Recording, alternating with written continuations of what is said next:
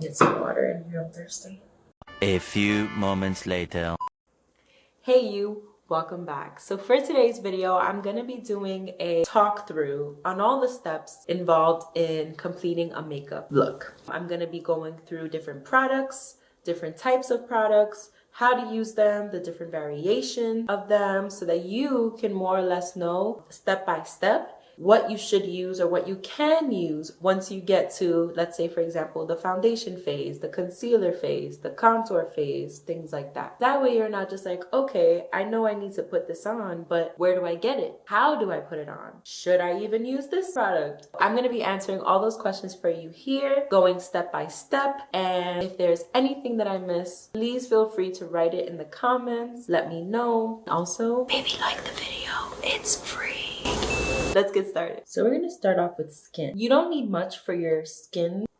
Just a good moisturizer, eye cream, oil or serum, and sunscreen. And that's really it. You don't need to like overdo it. You can, but I feel like you would want to save having all of those extra skincare products for when you're doing like your morning or night routine, because you're already putting on so many makeup products on your face, right? Foundation, concealer, highlight, contour, all that stuff, whether they're creams or powders. It's already a lot of product. So you don't want to put too much on your skin as you're getting ready to beat your face. Not literally beat it, but you know what I mean. For any look, whether it's a simple basic look or a full glam look that takes 3 hours to do, makeup spray, there are a lot on the market. I like to use the MAC Prep and Prime Fix Plus. This is kind of expensive. One bottle can go up to $30 retail. Truthfully, it is an investment. This stuff you can use to prep your skin. You can use it to enhance your eyeshadows, your highlight. You can use it to set your face as well. So once you're done with everything, you can give it another spritz and you should be good to go. So that was skin. Let's get right into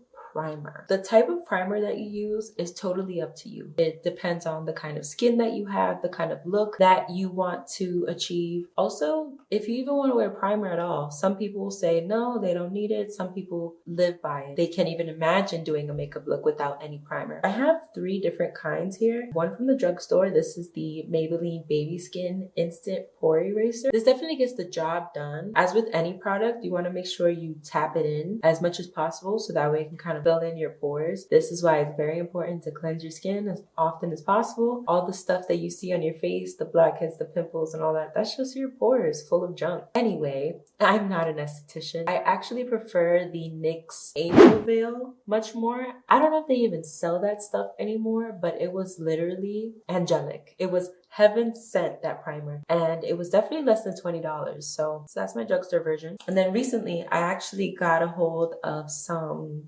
higher end makeup. I got this Becca First Light Priming Filter Tint Complexion Refresh. This thing is actually really cool because what happens is, I don't know if you can see it, but it comes out purple. What that's gonna do is calm down all the like redness, any spots that you have on your face. Like it really just kind of gives like a veil of perfection. I'm still getting used to this. I've only used this maybe like once or twice. This primer is definitely better for a no makeup look. Like if you're just trying to go for something really light, something, you know, just trying to enhance your natural beauty, because you are already naturally beautiful. You don't need makeup. Always remember that. Another one that I wanted to show you, and this one is from Becca. The purple one is from Becca. Another one that I wanted to show you was this one that is also from Becca. This is the Backlight Priming Filter. This really just gives you this luminous glow. Just how like the purple one gives you a glow as well, but it kind of like also calms down whatever's angry on your face. This right here kind of just makes you look like you just walked out of heaven.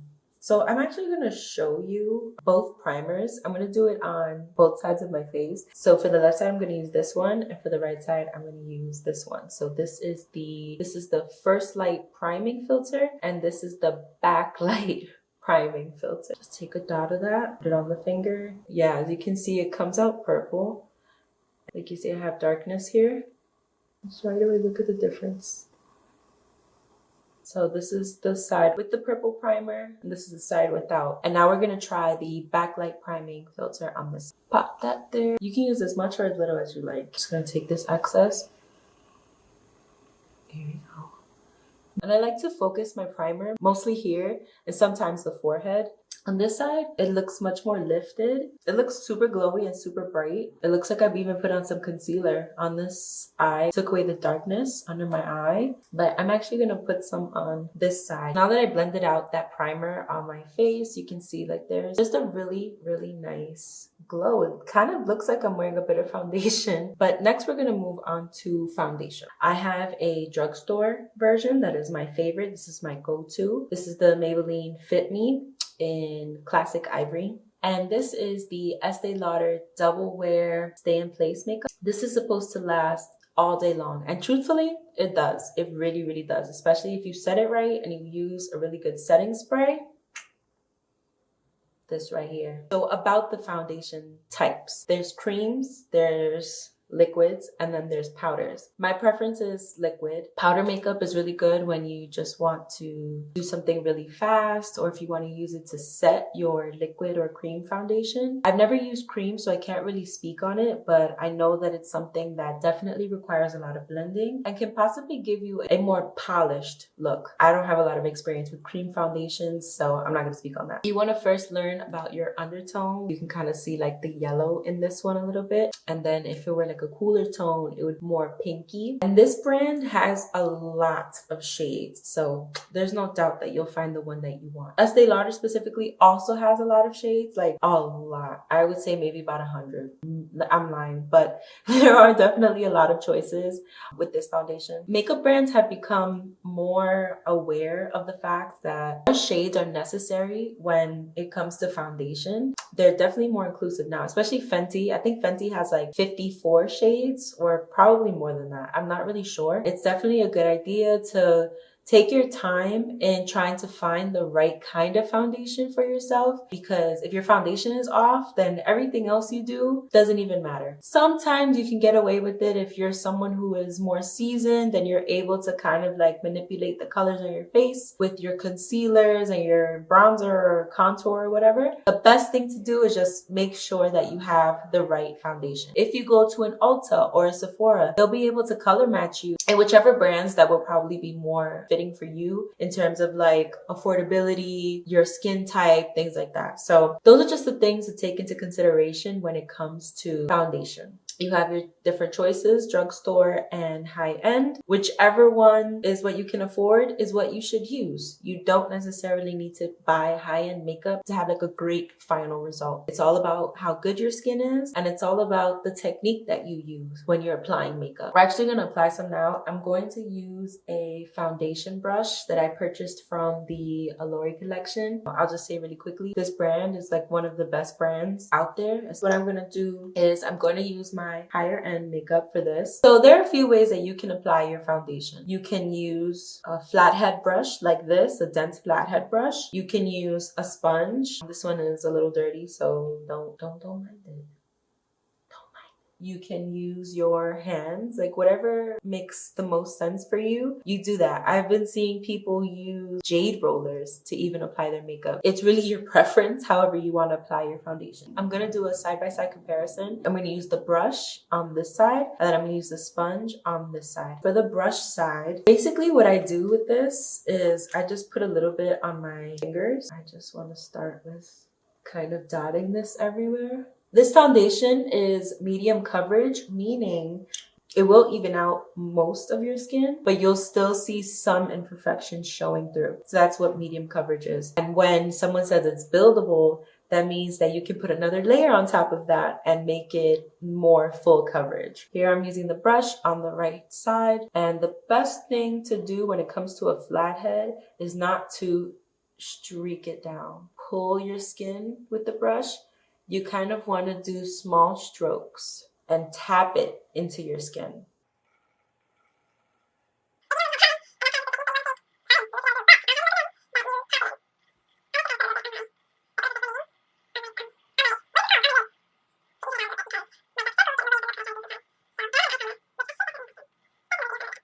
So that is the brush side. So you can see it's really blended well. You don't really see like patchiness.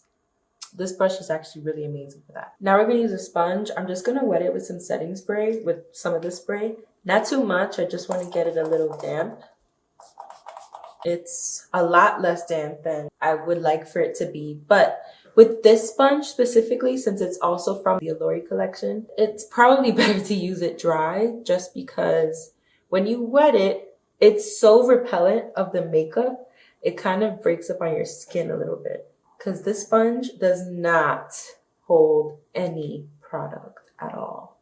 It barely does. It does hold product, but very minimally.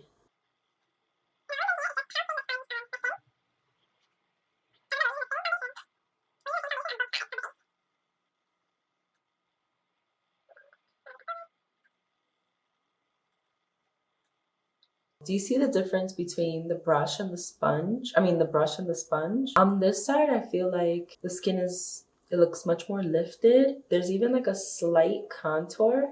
And then with the sponge, and you can like see a little bit more of the product on the skin. With the sponge, it kind of looks more like my natural skin. Sponge, brush, hands, whatever you use. Just know that however you apply it, it will have a different effect each time. Test everything out. Try different methods and you'll never know which one you like best. What really matters is that you're in tune with your skin, you're in tune with yourself and what you're able to do and what you even want to do. People make you feel like you have to spend hundreds of dollars on makeup products that will promise to forgive your sins, basically. You sometimes don't get the same result that you want because maybe you're not applying the right technique or maybe it's not for your skin. So even though something went viral doesn't necessarily mean that it's going to work for you. Just a little tip. Next, we're going to move on to concealer.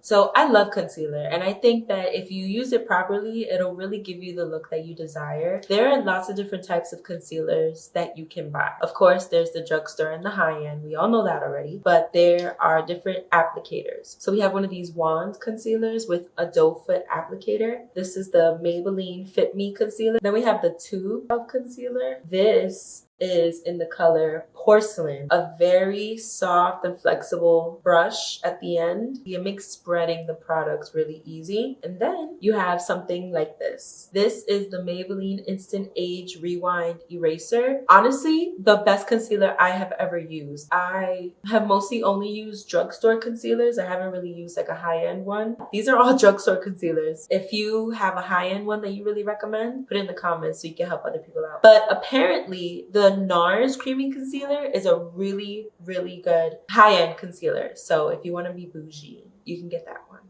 It's all about formula. It's all about your skin. It's all about your preference. I recommend testing out the drugstore stuff first. When you're buying your concealer, you want to buy something that is at least 2 to 3 shades lighter than your foundation shade. You can do this by swatching, or you can do this by finding a concealer that's similar or in the same name of your foundation. For example, I have the Maybelline Fit Me foundation, but I also have the concealer to go along with it. I know I'm in Classic Ivory, so when I went to find the concealers, I said, okay, let's go towards the more fairer concealers, and then from there, determine which one was the best. Did it make my skin look gray? So you want to look for those kinds of things. Usually buy my concealers in a warm tone. So if you see this one, it has that yellow undertone, and this one as well. That's kind of how I learned how to determine it. If it kind of looks yellowish, then I know that it's warm. If it looks pinkish, then I know that it's cool. And if I don't know what the hell it is, then I'm assuming it's neutral. I like to start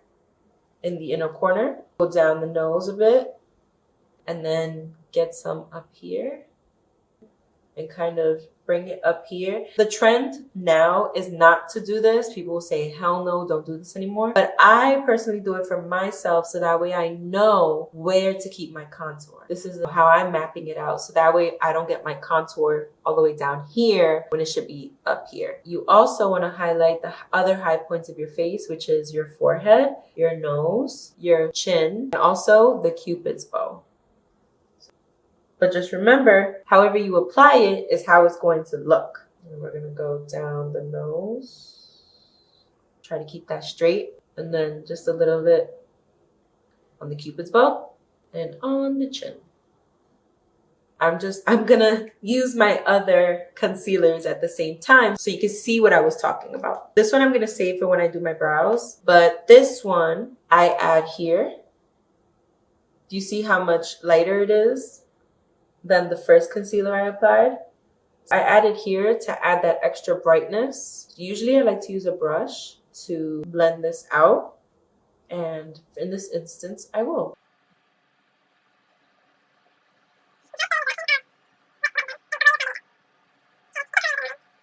Now what I did here is not necessary. It isn't at any point ever, okay? But I really just wanted to demonstrate how I use these concealers. It was for educational purposes. So I know I'm gonna regret using all this product on my face, but this is a good example of what like a full glam look would be like. All right, so this is turning into a stippling brush. So I'm gonna get my sponge. This is the Real Technique sponge. Held it under the faucet, squeezed it a few times until it expanded to this size where it feels like, you know, it's nice and squishy. It's like a stress ball, and squeezed the living hell out of it. So like make sure all that excess water is out. It'll end up staying damp at the end. I also like to bring it up to the eyelid. That kind of acts as my primer for any eyeshadow I decide to put on. Just want to make sure everything is really well blended.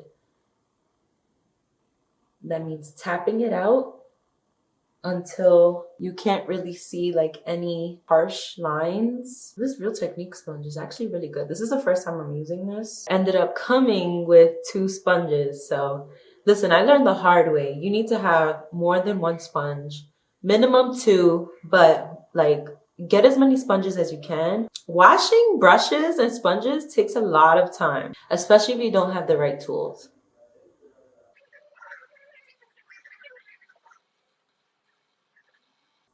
And you can also see a bit of separation. So this is what creasing is. You see that? That's creasing. So even though I blended this out, it can stay sitting in the wrinkles of your skin. That can happen for a few reasons. The reason why it happened on me is because I put way too much product on my skin and didn't set it right away. So that tends to happen. Okay, so we're now done blending out the concealer. Let's do our eyebrows next, because I still want to use this concealer to carve them out. I don't want to set my face and then use this cream over the powder. Eyebrows next. One of the things that you're definitely going to need is this. No, this is not a caterpillar on a stick. This, my friend, is a spoolie.